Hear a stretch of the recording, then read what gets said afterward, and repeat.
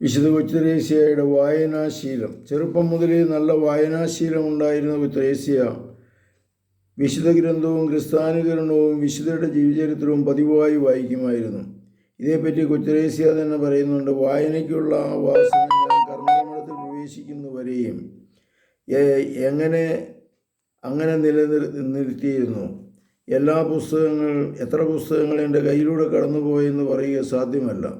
എന്നാൽ നാശത്തിന് കാരണമായേക്കാവുന്ന ഒരൊറ്റ പുസ്തകം പോലും ഞാൻ വായിച്ചിട്ടില്ല.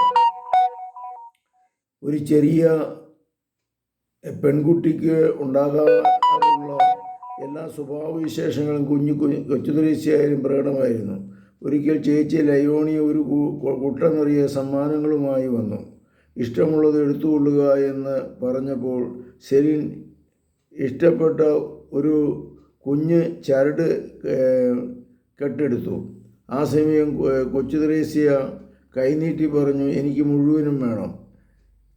എന്നാൽ പിന്നീട് അവൾ പുണ്യപൂർണതയെക്കുറിച്ച് കൂടുതൽ ബോധ്യമുണ്ടായപ്പോൾ ഒരു പുണ്യവതി ആകണമെങ്കിൽ വളരെയധികം സഹിക്കണമെന്നും ഏറ്റവും ഉത്തമമായത് തിരഞ്ഞെടുക്കണമെന്നും തന്നെത്താൻ വിസ്മരിക്കണമെന്നും ഗ്രഹിച്ച അവൾ ദൈവം ആവശ്യപ്പെടുന്ന ത്യാഗങ്ങളിൽ നിന്ന് യഥേഷ്ടം തിരഞ്ഞെടുക്കുവാൻ നാം ഓരോരുത്തർക്കും സ്വാതന്ത്ര്യമുണ്ടെന്ന് മനസ്സിലാക്കി ചെറുപ്പത്തിൽ എന്ന പോലെ ഉദ്ഘോഷിച്ചു: എൻ്റെ ദൈവമേ, എനിക്ക് മുഴുവനും വേണം.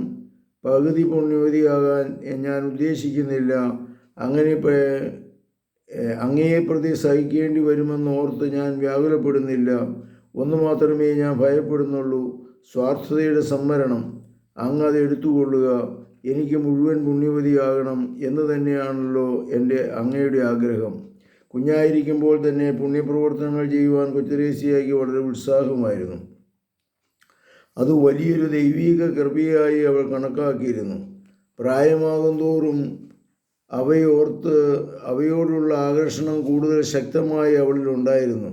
തൻ്റെ ഭാവി ജീവിതത്തെയും അത് സ്വാധീനിക്കുകയുണ്ടായി എന്ന് കൊച്ചുത്രേസ്യ തൻ്റെ ആത്മകഥയിൽ പറയുന്നുണ്ട്. മരിയ ത്രേസ്യ പഠിപ്പിച്ച നമസ്കാരങ്ങൾ ചൊല്ലുവാനൊഴിച്ച് മാനസിക പ്രാർത്ഥനയെപ്പറ്റി കൊച്ചുത്രേസ്യയ്ക്ക് അറിവില്ലായിരുന്നെങ്കിലും ദൈവത്തെപ്പറ്റി ചിന്തിക്കുന്നതിൽ അവൾ സന്തോഷം കണ്ടെത്തിയിരുന്നു. ഇതേ സംബന്ധിച്ച് ഒരു സംഭവം അവൾ പറയുന്നുണ്ട്. ഒരു ദിവസം മഠത്തിലെ ഒരു അധ്യാപിക എന്നോട് ചോദിച്ചു: ഒഴിവ് ദിവസങ്ങളിൽ തനിച്ചായിരിക്കുമ്പോൾ ഞാൻ എന്ത് ചെയ്തിരുന്നെന്ന്. ഞാൻ പറഞ്ഞു: എൻ്റെ കട്ടിലിൻ്റെ പിറകിലുള്ള ഒരു ഒഴിഞ്ഞ സ്ഥലത്ത് ഞാൻ പോകും. അവിടെ ഇരുന്ന് ഞാൻ ആലോചിക്കും. എന്തിനെക്കുറിച്ചാണ് ആലോചിക്കുന്നത് എന്ന് അവർ വീണ്ടും ചോദിച്ചു.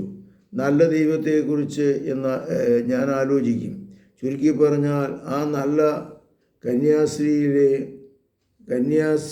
കന്യാശ്രീയമ്മ അത് കേട്ട് പൊട്ടിച്ചിരിച്ചു പോയി.